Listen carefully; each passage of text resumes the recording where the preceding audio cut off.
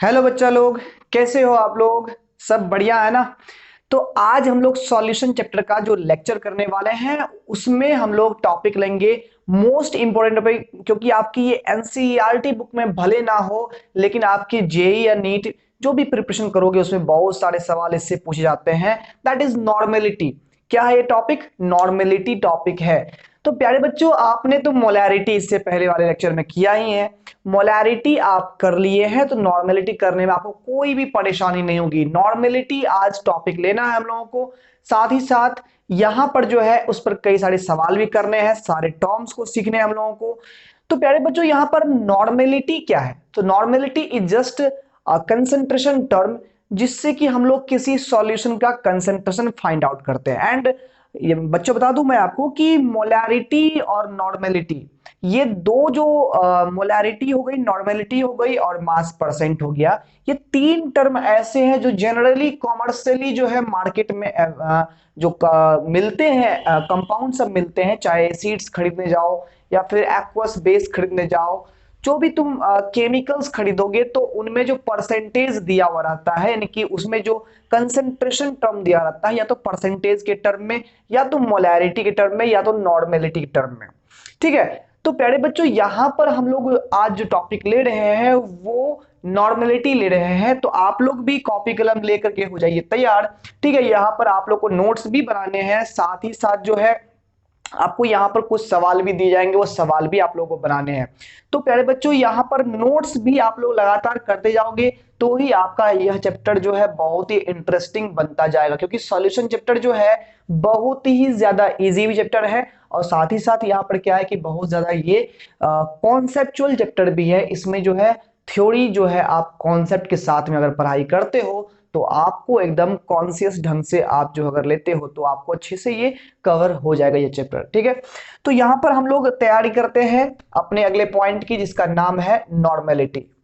ठीक है। नॉर्मेलिटी क्या होता है? तो एक बार मोलैरिटी को रिकॉल करते हैं। मोलैरिटी में क्या था?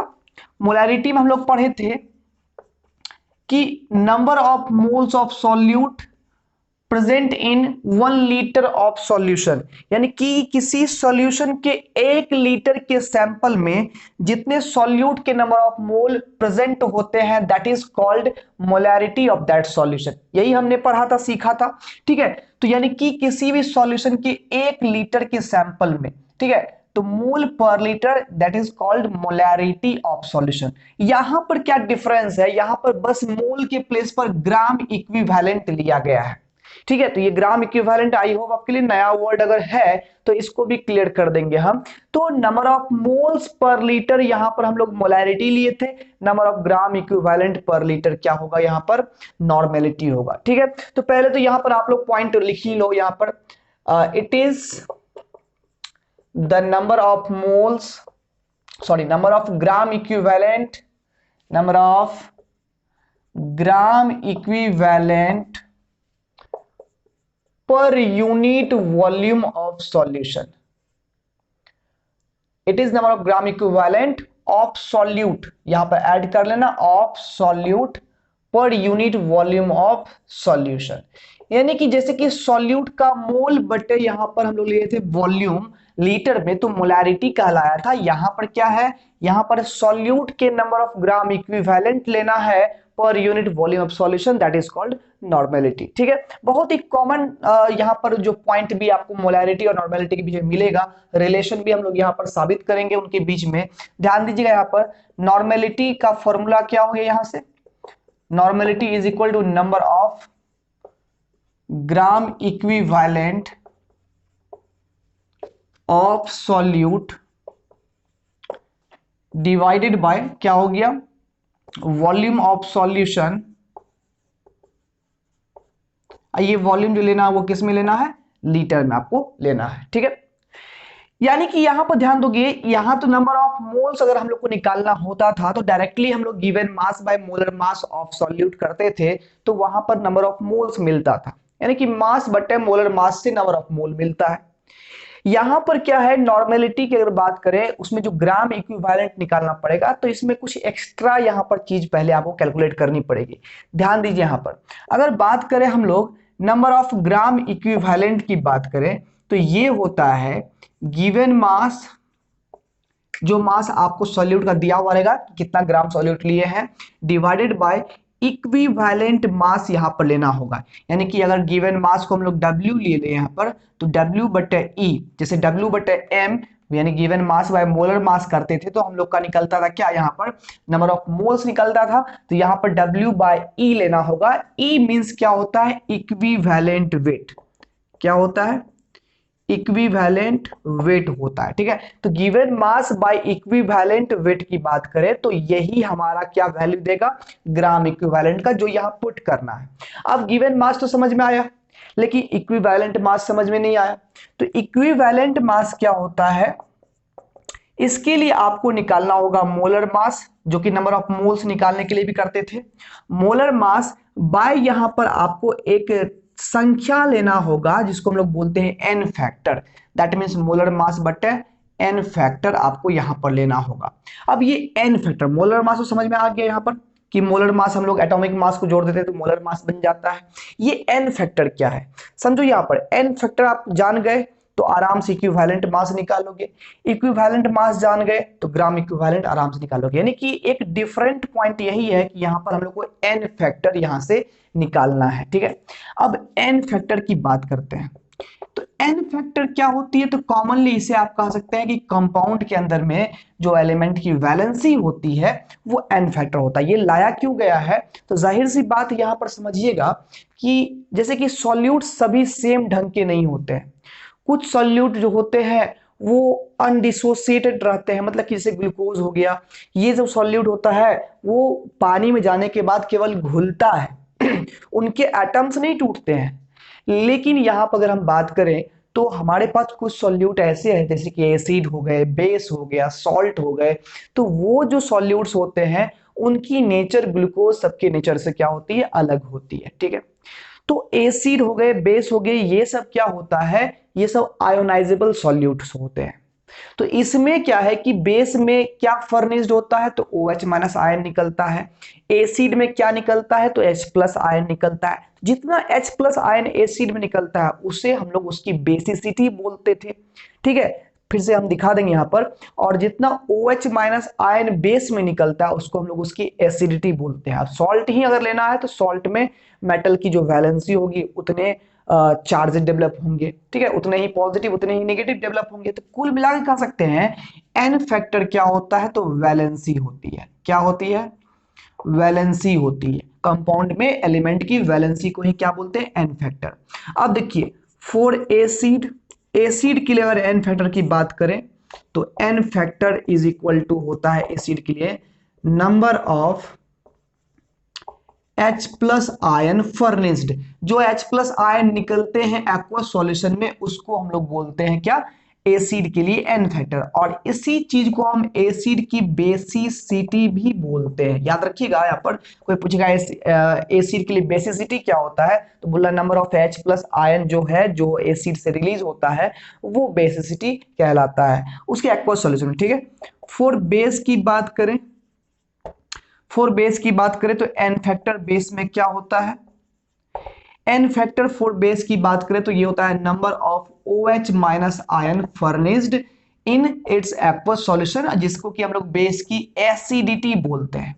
जैसे NaOH में एक OH आयन रिलीज होगा तो वहां पर इसकी एसिडिटी 1 कहलाएगी, मोनो एसिडिक कहलाएगा वो बेस। ठीक है, और जैसे अगर CaOH whole two calcium hydroxide की बात करें तो वहां पर जो है 2 OH माइनस आयन रिलीज होंगे तो वहां पर उसकी एसिडिटी 2 कहलाएगी, डाई एसिडिक बेस कहलाएगा। जैसे एसिड की बात करें तो HCl हो गया, HNO3 हो गया, HBr हो गया, इन सभी में एक H प्लस निकलेंगे तो उस एसिड की बेसिसिटी 1 होगी और वो मोनो बेसिक एसिड कहलाएगा। ठीक है, और वही बात अगर H2SO4 की बात करें तो वहां पर जो है उसकी बेसिसिटी 2 होगी क्योंकि 2H प्लस आयंस मिलेंगे वहां से, तो वहां पर उसको हम लोग डाई बेसिक एसिड बोलेंगे। उसी तरह से H3PO4 यानी फॉस्फोरिक एसिड की बात करें तो वहां पर उसकी बेसिसिटी 3 होगी क्योंकि 3 H प्लस आयन निकलेंगे तो ट्राई बेसिक एसिड कहलाएगा। तो ये जो एसिड या बेस में जो हम लोग देख रहे हैं गौर से कि H प्लस और OH माइनस जितने रिलीज हो रहे हैं वही उसका एन फैक्टर कहलाएगा। अब फॉर साल्ट के लिए बात करें तो नंबर ऑफ इलेक्ट्रॉन, एक्चुअली इसमें भी क्या हो रहा है, जितना H प्लस निकल रहा है उतना ही पॉजिटिव चार्ज है, जितना OH माइनस निकल रहा है उतना ही नेगेटिव चार्ज है। साल्ट सॉल्ट में भी क्या होता है, मेटल की जो वैलेंसी होती है उतने ही प्लस चार्ज उतने ही माइनस चार्ज में वो टूटता है सॉल्ट। तो हम कह सकते हैं कि जितना टोटल चार्ज डेवलप हुआ है, either positive charge either negative charge, जितना चार्ज डेवलप हुआ है वही उसका एन फैक्टर कहलाएगा। यानी जितने number of moles electron transfer हुए हैं वही उसका एन फैक्टर कहलाएगा। कोई दिक्कत? ठीक है, तो हम लोग फाइनली यहाँ पर एन फैक्टर को देख लिए। एक बार फिर से हम लोग एग्जांपल लेते हैं एन फैक्टर का, तब और अच्छे से समझ में आ जाएगा। एन फैक्टर हम लोग को और समझना है बच्चों, तो यहाँ पर हम लोगों को कुछ एग्जांपल से लेना है, उसके बाद एन फैक्टर अपने आप आपको समझ में आ जाएगा। तो यहाँ तक आप पहले स्क्रीनशॉट इसका ले लो, ठीक है, और एक बार फिर से याद कर लो। नॉर्मेलिटी क्या होता है, number of gram equivalent of solute by volume of solution. Number of gram equivalent निकालने के लिए आपको वेट बाय इक्विवेलेंट वेट करना पड़ेगा। इक्विवेलेंट वेट निकालने के लिए मोलर वेट बटा एन फैक्टर करना पड़ेगा। और एन फैक्टर कैसे निकालना है वो अभी हम लोग देखते हैं एग्जांपल में। एन फैक्टर आप लोग देख ही लिए, यहाँ पर एसिड के लिए क्या होगा, बेस के लिए क्या होगा। नॉर्मली एन फैक्टर मतलब वैलेंसी होता है, ठीक है। तो हम लोग यहाँ पर बात करते हैं एन फैक्टर्स के एग्जाम्पल की, ठीक है। तो आप लोग यहाँ से स्क्रीनशॉट ले लो फटाफट। अब जैसे देखो यहाँ पर अच्छे से, जैसे यहाँ पर हम लोग कोई एसिड लेते हैं, ठीक है, और इधर उसका एन फैक्टर लिखते हैं। देखो यहाँ पर यहाँ HCl है, तो आप सभी जानते हो HCl टूटता है H प्लस और Cl माइनस में, तो यहाँ पर इसका एन फैक्टर कितना हो गया, एक, क्योंकि एक H प्लस मिला। जैसे H2SO4 है, ये टूटता है यहाँ पर 2H प्लस और SO4 2 माइनस में, तो यहाँ एन फैक्टर इसका कितना हो गया, 2 हो गया, क्योंकि 2H प्लस आयन मिले हैं यहाँ पर। जैसे यहाँ पर HNO3 की बात करें तो ये टूटता है H प्लस और NO3 माइनस में, तो यहाँ पर ये क्या हो गया, एन फैक्टर इसका 1 हो जाएगा। उसी तरह से यहाँ पर HI की बात करें तो ये टूटता है H प्लस I माइनस में, तो इसका भी एन फैक्टर कितना हो गया, 1 हो गया।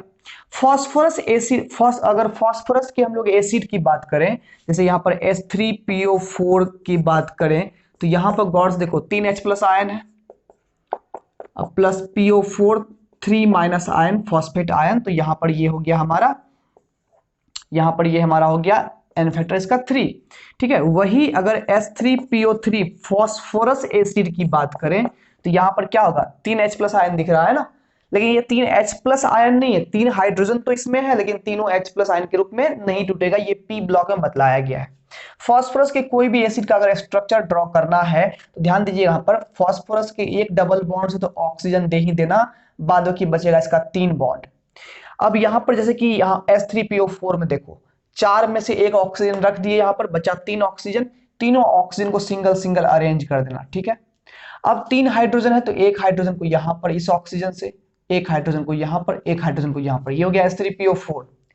याद रखिएगा जो पीएच बॉन्ड होता है यानी फास्फोरस और हाइड्रोजन का बॉन्ड, ये नॉन आयोनाइजेबल है, नॉन आयोनाइजेबल होता है, ठीक है, यानी कि ये आयोनाइज नहीं होता है, इसकी बॉन्ड एनर्जी बहुत ही हाई होती है, ठीक है ना, बॉन्ड स्ट्रांग होता है। वही यहां पर अगर हम OH बॉन्ड की बात करें तो ये बॉन्ड हमारा आयोनाइजेबल होता है, क्योंकि यहाँ पर H और O में ग्रेटर इलेक्ट्रोनेगेटिविटी डिफरेंस है, जिसके कारण से ये बॉन्ड थोड़ा कमजोर होता है इसकी तुलना में, ये आराम से O माइनस H प्लस के रूप में ये टूट जाता है। अब यहाँ पर देखोगे यानी कि सारे के सारे यहाँ OH बॉन्ड है, यानी कि हाइड्रोजन जुड़े हुए हैं किससे, ऑक्सीजन से, तो इसलिए आसानी से तीनों हाइड्रोजन यहाँ से रिलीज हो जाएंगे, सभी हाइड्रोजन यहाँ पर फर्निश्ड हो जाएगा, निकल जाएगा यहाँ से, तो 3H प्लस आयन यहाँ से मिला। बट यहाँ स्ट्रक्चर में देखें तो फॉस्फोरस से हम लोग 3 ऑक्सीजन को जोड़ना है, तो पहला ऑक्सीजन डबल बॉन्ड से, दूसरा ऑक्सीजन यहाँ, तीसरा ऑक्सीजन यहाँ, फिर तो ऑक्सीजन नहीं है लेकिन 3 हाइड्रोजन है तो 2 हाइड्रोजन यहाँ पर और 1 हाइड्रोजन यहाँ पर, तो ये तो पीएच बॉन्ड बन गया। ये कभी आयनाइज होगा नहीं होगा, यहाँ से H प्लस नहीं मिलेगा, केवल H प्लस निकलेगा यहाँ से और यहाँ से, मतलब दिख रहा है 3 हाइड्रोजन लेकिन निकल रहा है कितना, 2 हाइड्रोजन, इसलिए यहाँ पर ये 2H प्लस लिखेंगे, बाद की रेस्ट क्या बचेगा यहाँ पर HPO3, और 2 को प्लस है तो यहाँ पर माइनस भी कितना होगा, 2, यहाँ पर माइनस यहाँ पर माइनस, तो यहाँ पर एन फैक्टर कितना होगा, 2 हो जाएगा, यानी H3PO4 का एन फैक्टर 3, H3PO3 का एन फैक्टर 2। वही अगर H3PO2 रहे मेटाफॉस्फोरिक एसिड, तब क्या होगा यहाँ पर फॉस्फोरस से यहाँ पर डबल बॉन्ड से ऑक्सीजन, फिर यहाँ पर एक ऑक्सीजन, दो ही ऑक्सीजन है, तीन हाइड्रोजन यहाँ पर है, एक हाइड्रोजन एक हाइड्रोजन एक हाइड्रोजन। यहाँ पर पीएच पीएच, तो ये तो आयनाइजेबल नहीं होगा, लेकिन केवल यहाँ पर जो OH है वही केवल हाइड्रोजन यहाँ से रिलीज करेगा, तो यहाँ पर मात्र एक हाइड्रोजन निकलेगा प्लस बाकी H2PO2 पर सिंगल यहाँ पर माइनस आ जाएगा चार्ज, एक H प्लस आयन निकला, तो यहाँ एन फैक्टर कितना हो गया, 1 हो गया। ठीक है, उसी तरह से और हम बेस की बात करें तो बेस में जैसे कि यहाँ पर NaOH की बात करें तो एन फैक्टर 1, क्योंकि यहाँ पर से एक OH माइनस निकलेगा। KOH की बात करें तो एन फैक्टर 1, CaOH होल 2 की बात करें तो एन फैक्टर यहाँ पर 2, MgOH होल 2 की बात करें तो एन फैक्टर कितना हो गया, यहाँ पर 2 हो गया, है ना। AlOH होल 3 की बात करें तो यहाँ पर एन फैक्टर कितना हो गया, 3 हो गया, है ना। 3 OH माइनस यहाँ से निकलेगा। NH4OH अमोनियम हाइड्रोक्साइड की बात करें तो यहाँ पर से एक OH माइनस निकलेगा, तो एन फैक्टर कितना हो गया, 1 हो गया। सॉल्ट की बात करें NaCl, तो आप जानते हो कि यहाँ से एक इलेक्ट्रॉन ट्रांसफर हुआ है तो एन फैक्टर 1। KCl में भी एक इलेक्ट्रॉन ट्रांसफर हुआ है 1। MgCl2 में मैग्नीशियम 2 इलेक्ट्रॉन लूज किया है तो यहाँ 2। AlCl3 में 3 लॉस हुआ है तो यहाँ पर 3 हो गया। उसी तरह से यहाँ पर CaBr2 में यहाँ पर कैल्शियम 2 इलेक्ट्रॉन लॉस किया है तो एन फैक्टर कितना हो गया, 2 हो गया। तो ये हमारा एन फैक्टर कैलकुलेशन था। एन फैक्टर अगर मालूम हम लोग को चल जाता है तो इक्विवेलेंट मास आसानी से हम लोग मालूम कर लेंगे, और यहां से हम लोग ग्राम इक्विवेलेंट आसानी से निकाल लेंगे, फिर नॉर्मेलिटी हम लोग यहां से निकाल लेंगे। क्लियर है। चलिए हम लोग सीखते हैं कि किसी भी कंपाउंड का इक्विवेलेंट मास कैसे निकालते हैं। इक्विवेलेंट मास हम लोग को निकालना है, ठीक है। पहले इसका फटाफट आप स्क्रीनशॉट ले लो, फटाफट इसका स्क्रीनशॉट ले लो आराम से। अब अगर यहाँ पर हम लोग इक्विवेलेंट मास निकालने के लिए सीखे तो ध्यान दो, यहाँ पर इक्विवेलेंट मास यहाँ निकाल रहे हैं, या इक्विवेलेंट वेट भी बोल सकते हो, ई निकालना है। तो ई क्या पढ़े हैं, मोलर वेट बटे एन फैक्टर पढ़े हैं हम लोग। अब सपोज कर लो एग्जांपल ले लेते हैं हम लोग, यहाँ पर अगर हम लोग को कैल्शियम हाइड्रोक्साइड का यहाँ पर निकालना है इक्विवेलेंट मास, ठीक है। तो ई बराबर मोलर मास कितना होगा, इसका हो गया 40 प्लस 16 होता है ऑक्सीजन का, 16 प्लस 1 17 हो गया, 17 गुना 2 कितना हो जाएगा 34 बटे इसका एन फैक्टर कितना है 2 है, तो ये हो गया 74 बटे 2 कितना हो गया 37 हो गया, ठीक है। उसी तरह एग्जांपल ले ले अगर हम लोग NaOH का, तो NaOH में देखो यहाँ पर गौर से ई बराबर ये 23 हो गया सोडियम का, ऑक्सीजन 16 हाइड्रोजन 1 बटे एन फैक्टर कितना है 1 है, तो ये 40 ही रह जाएगा। मतलब कि मोलर वेट इक्विवेलेंट वेट के बराबर हो जाता है कब, जब एन फैक्टर का मान क्या होता है 1 होता है, ठीक है। इसी तरह से एग्जांपल में यहाँ पर ले लेंगे हम लोग इक्विवेलेंट वेट का, तो इक्विवेलेंट वेट में यहाँ पर हम लोग मान लो कि यहाँ पर मैग्नीशियम क्लोराइड लेते हैं, तो मैग्नीशियम क्लोराइड में यहाँ पर अगर हम लोग इक्विवेलेंट वेट निकालें, मैग्नीशियम कितना होता है यहाँ पर, मैग्नीशियम का होता है 24 प्लस यहाँ पर क्लोरीन का होता है 35.5 गुना 2 करोगे तो 71 हो जाएगा, बटा कितना हो गया 2 हो गया, तो ये कितना 4 1 5 7 2 9 95 बटे 2 हो गया यहाँ पर, और ये हो गया तुम्हारा 47.5 इसका इक्विवेलेंट वेट हो गया, ठीक है। इसी तरह से आप लोगों को होमवर्क दे देते हैं हम यहाँ पर इक्विवेलेंट वेट निकालना सबका, KCl का निकालना, MgBr2 का निकालना, CaCl2 का, ठीक है, HCOOH का, H2SO4 का, S3PO2 का, ये निकालना सबका, निकाल करके अपने से आंसर बनाना, और जिसमें प्रॉब्लम होगा उसे कमेंट में लिख देना, ठीक है। तो ये आपके लिए होमवर्क हो गया, सबका आंसर आप लोग कमेंट में बता सकते हो किसका एन फैक्टर कितना आ रहा है, ठीक है। ये काम हो गया, आप इसका स्क्रीनशॉट ले लो। इक्विवेलेंट वेट भी यहां से निकालना हम लोग सीख लिए हैं। अब बात करेंगे किस पर, चलेंगे हम लोग ग्राम इक्विवेलेंट पर, कैसे ग्राम इक्विवेलेंट निकालते हैं हम लोग, ठीक है। ग्राम इक्विवेलेंट और फिर नॉर्मेलिटी, बहुत ही सिंपल है, ठीक है। एकदम रेगुलर वाइज एकदम देखते जाओ कि पहले क्या कैलकुलेट करते हैं, फिर क्या करते हैं, फिर कहां से कहां जाते हैं। ये अगर आप लोग समझ गए तो आराम से आप लोग नॉर्मेलिटी सॉल्व कर लोगे। फटाफट फटाफट यहाँ पे स्क्रीनशॉट इसका भी ले लिया जाए। तो अब हम लोग बात करते हैं यहाँ पर नंबर ऑफ ग्राम इक्विवेलेंट की, नंबर ऑफ ग्राम इक्विवेलेंट की। तो ग्राम इक्विवेलेंट जो है वो कैसे निकालते थे, गिवन मास यानी कि जो वेट दिया हुआ रहेगा बाय इक्विवेलेंट मास, ठीक है। चलिए ध्यान दीजिए, यहां पर क्वेश्चन है, मान लीजिए यहां पर हमारे पास जो है 20 ग्राम कैल्शियम हाइड्रोक्साइड है, ठीक है ना। तो ये हो गया गिवन मास हो गया, और इससे निकलेगा हम लोग का इक्विवेलेंट मास। दोनों चीज मालूम हो जाएगा, ग्राम इक्विवेलेंट निकल जाएगा। तो इक्विवेलेंट मास कैल्शियम हाइड्रोक्साइड है कितना होगा, तो molar mass by n factor. तो ये मोलर मास कितना निकाले थे हम लोग, 17 दूनी 34 प्लस ये 40 74 हो गया, 74 बट्टे कर दिए थे 2, 37 आ गया था। तो यहां पर हम लोग आराम से यहां पर ग्राम इक्विवेलेंट निकाल लेंगे। Given mass 20 by equivalent mass 37, ये हो गया हम लोग का नंबर ऑफ ग्राम इक्विवेलेंट। ठीक है, इसी तरह से क्वेश्चन और भी है। मान लीजिए अगर हम लोग का पूछा जाए कि 20 ग्राम सोडियम हाइड्रोक्साइड दिया जाए, इसका बोला जाए यहां पर कि निकालो क्या, यहां पर निकालो ग्राम इक्विवेलेंट। तो ग्राम इक्विवेलेंट कैसे निकलेगा, तो गिवन मास हो गया यहां पर 20 बाय इक्विवेलेंट मास, इसका सोडियम का जो मोलर मास होता है 40 होता है, बट्टा कर दोगे n फैक्टर 1 से तो 40 ही रह जाएगा, और 20 बट्टा इक्विवेलेंट वेट आ गया 40, तो ये हो गया तुम्हारा 0.5 इसका नंबर ऑफ ग्राम इक्विवेलेंट। तो ग्राम इक्विवेलेंट आराम से given mass by equivalent weight करके आप लोग आराम से ग्राम इक्विवेलेंट निकाल सकते हो। अब चलते हम लोग फाइनली किस पर, अब चलते हम लोग नॉर्मेलिटी पर, नॉर्मेलिटी के सवाल पर, जिसमें आप लोगों ने पढ़ा है नॉर्मेलिटी क्या होता है। तो नॉर्मेलिटी आपने अभी तुरंत सीखा कि नंबर ऑफ ग्राम इक्विवेलेंट लेना है आपको, किसका, सॉल्यूट का, और डिवाइड करना किससे, तो वॉल्यूम ऑफ सॉल्यूशन से। और अब आप इसमें टर्मिनोलॉजी देख सकते हो कि मोलैरिटी में एनसीईआरटी के बहुत सारे क्वेश्चंस या और भी जगह से सारे क्वेश्चंस आपने किए होंगे, तो कभी कभी वॉल्यूम दिया हुआ रहता है, बट कभी कभी जो है परसेंटेज मास दे करके सॉल्यूट का, और वॉल्यूम जो है वहां डेंसिटी दिया रहता है सॉल्यूशन का। तो वहां पर डेंसिटी से हम लोग वॉल्यूम निकाल सकते हैं, सॉल्यूशन का वॉल्यूम निकालना होगा डेंसिटी से, और उसके बाद जाकर लीटर में कन्वर्ट करके तब यहां पर वॉल्यूम रखना है। ठीक है, तभी आपको फाइनली मोलैरिटी या नॉर्मेलिटी निकल के आएगा। ठीक है, तो ये सब बात पर ध्यान रखिएगा कि सवाल में गिवन क्या है और हम लोग को क्या निकालना है। तो गिवन जो चीज है उससे पहले उसको कन्वर्ट करना है, वो चीज फाइंड करना है जो हमारे लिए हेल्पफुल टूल्स रहेगा। और जब ये सब हेल्पफुल चीज सब मिल जाएगा, उसके बाद फाइनल फॉर्मूला रख करके हम लोग यहाँ पर सवाल को सॉल्व कर देंगे। कभी भी गिवन से डायरेक्ट ये मत सोचिएगा कि फॉर्मूला पर कैसे बैठाएं, सवाल जो दिया हुआ है पहले सवाल में जो दिया हुआ है उससे उन सब चीजों का निर्माण करिए, यानी जो फॉर्मूला हमें चाहिए पहले उन पार्ट्स को देखिए कि ये चीज चाहिए तो ये चीज दिया हुआ है, नहीं तो कैसे निकालना है, फिर ये चीज दिया हुआ है नहीं तो कैसे फाइंड करना है, ये चीज फाइंड करना होगा पहले।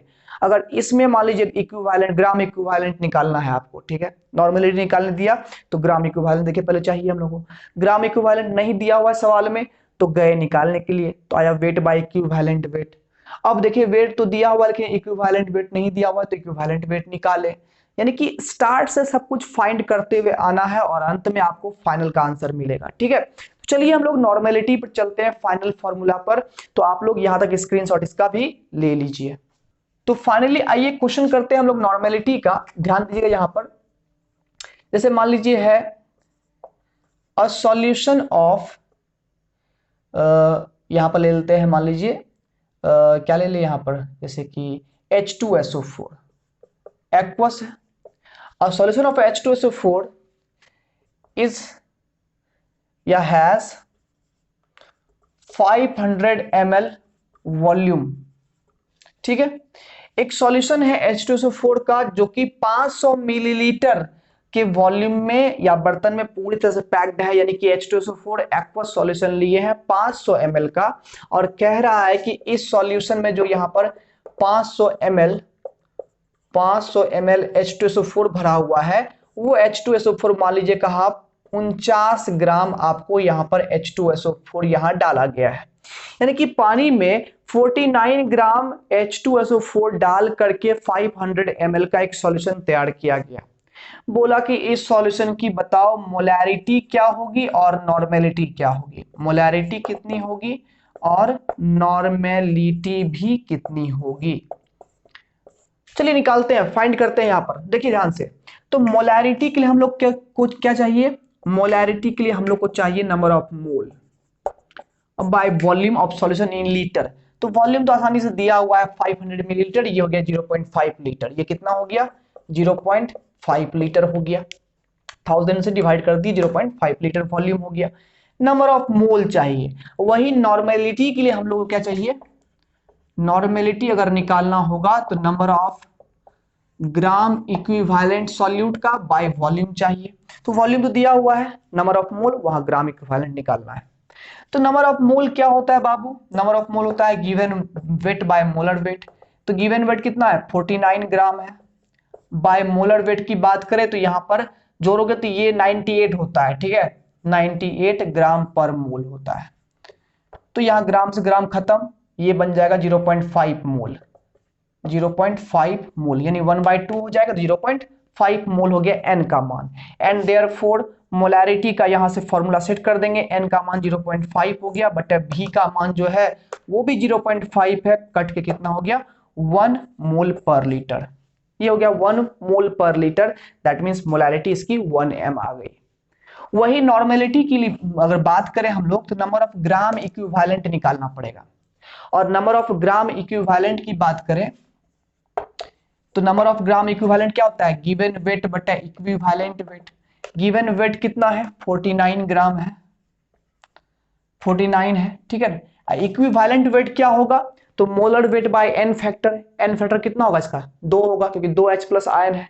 मोलर वेट कितना है इसका 98 है, तो 98/2 करोगे तो कितना हो जाएगा 49, यानी इसका इक्विवेलेंट वेट भी आ गया कितना 49, और कट के कितना हो गया ग्राम इक्विवेलेंट 1 हो गया। एंड देयरफॉर नॉर्मेलिटी की अगर बात करें तो क्या पढ़े फॉर्मूला, नॉर्मेलिटी ग्राम इक्विवेलेंट की संख्या बटे वॉल्यूम ऑफ सॉल्यूशन 0.5, कटाओगे तो ये कितना हो गया 2 नॉर्मल कंसंट्रेशन हो गया। नॉर्मेलिटी का सिंबल कैपिटल एन, मोलैरिटी का सिंबल क्या रखते हैं स्मॉल एन रखते हैं। ध्यान दो यहां पर दोनों में रिलेशन भी है, इसका ये 2 गुना है, इसका ये कितना है 2 गुना है कि नहीं है। इसका भी फंडा यहां पर क्या है कि अगर मोलैरिटी में डायरेक्टली आप, ये ट्रिक है कि मोलैरिटी में अगर मोलैरिटी आपको पता है और नॉर्मेलिटी आप निकालने जा रहे हो तो मोलैरिटी में कुछ नहीं डायरेक्ट एन फैक्टर से मल्टीप्लाई कर दो तो नॉर्मेलिटी मिल जाएगा। वही नॉर्मेलिटी पता है, मोलैरिटी निकालने के लिए आए हो तो नॉर्मेलिटी में डायरेक्टली एन फैक्टर से डिवाइड कर दो तो क्या मिल जाएगा यहां पर मोलैरिटी मिल जाएगा। तो ये वाला ट्रिक जो है याद करना एकदम बढ़िया से कि नॉर्मेलिटी जो होता है बराबर क्या होता है molarity multiplied by n factor. तो ये चीज जो है फंडा याद करना, ये ट्रिक हो गया, ठीक है, ये याद करना फटाफट एकदम। आप इस सवाल को नोट करिए और फटाफट इस ट्रिक को जो है आप लोग अच्छे से याद कर लीजिएगा। जब भी कभी मोलैरिटी दिया हुआ है डायरेक्ट तो नॉर्मेलिटी आसानी से निकाल सकते हैं। फॉर एग्जांपल कभी लिखा हुआ है यहां पर मान लो 0.3 m एक्वस H3PO4 है, बोला इसकी नॉर्मेलिटी क्या होगी बताओ। तो जरा गौर से देखो यहां पर मोलैरिटी कितना दिया हुआ है 0.3 m दिया हुआ है, मोलैरिटी दिया हुआ है और एन फैक्टर कितना है इसका 3 है। तो 3 मोलैरिटी में आप एन फैक्टर से मल्टीप्लाई कर दो, 3 से मल्टीप्लाई कर दो 0.9 हो जाएगा ना, तो नॉर्मेलिटी आ जाएगा 0.9 n आ जाएगा, ठीक है ना।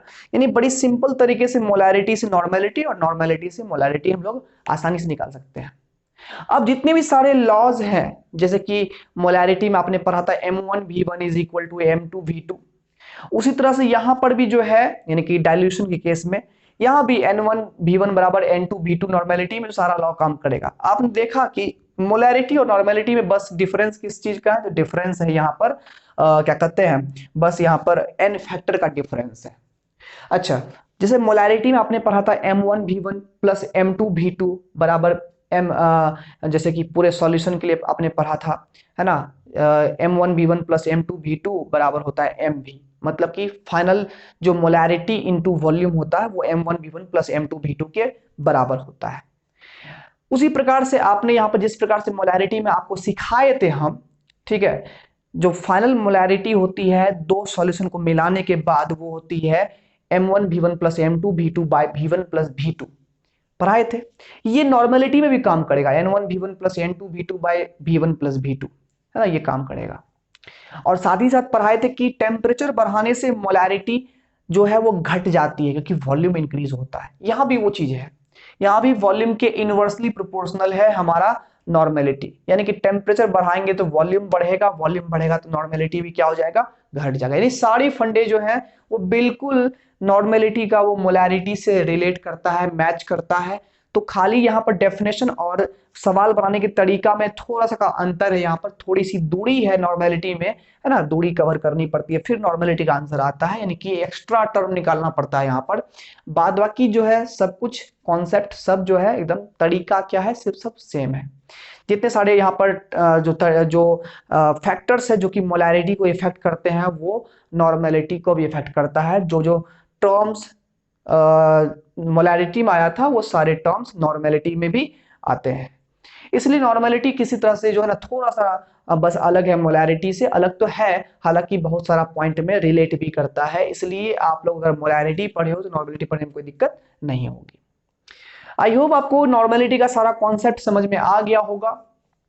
तो यहां पर हम लोग कंसंट्रेशन टर्म को करेंगे विदा, क्योंकि यहां पर पार्ट्स पर मिलियन की बात करें पीपीएम तो जस्ट मास परसेंट के जैसा होता है। जैसे मास परसेंट में given mass by total mass गुना 100 करते हो, यहाँ पार्ट्स पर मिलियन में given parts by total parts गुना मिलियन कर देंगे, मतलब 10 लाख कर देंगे।